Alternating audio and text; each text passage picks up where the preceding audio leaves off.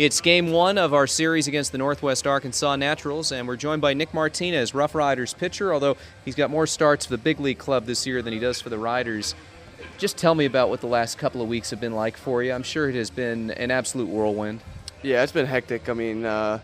Overall feeling shocked when I got the news I was going to be the fifth starter to start the year, and just been controlling those emotions and getting my mind right for my start up there. And so I really enjoyed it with my family and just really soaked it all in up there. And now I'm down here and I'm trying to get my mind right and pitch well so I can get back up there as soon as possible. So going back to the end of spring training, you had no inkling that this might be you? Were you paying at all to the possibilities in the Rangers' rotation, knowing that the injuries were mounting up and they were looking for somebody to fill that spot?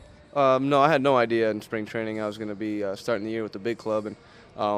But being in Double-A last year, I kind of had a clue that I was going to come back, and just by that nature, you kind of keep an eye and an ear to the ground on that side of the franchise. And when I heard that a lot of guys were coming down with injuries, and you kind of get the idea that if you pitch well during the season, you might get a mid-season call-up.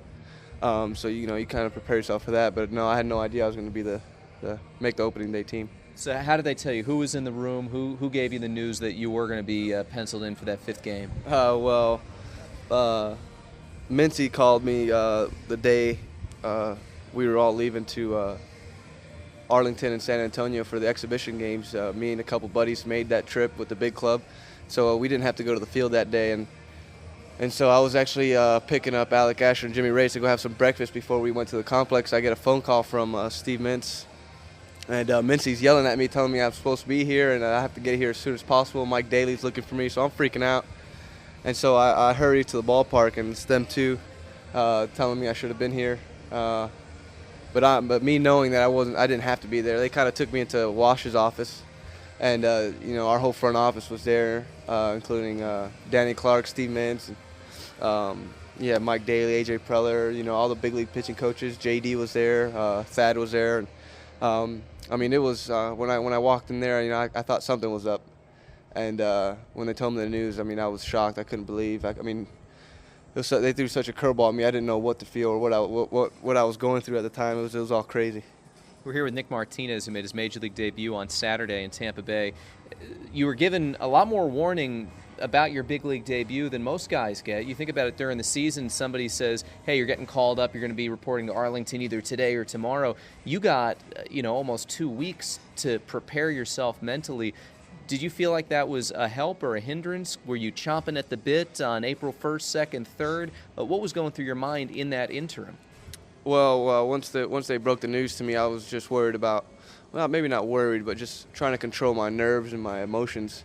Trying not to be overwhelmed by my debut and the news they gave me. They talk about keeping an even keel. So, I really found myself fighting to make sure I wasn't too nervous or too overwhelmed. But, I just try to go about my business and stay with that routine. I've been prepared by this organization to have a great routine, and I think that helped me a lot. So take me through the experience last Saturday night. You traveled with the club. You're going up against Tampa, who went to the playoffs last year. You're facing David Price on the other side of things. What was the experience like for you, and how did you keep an even keel?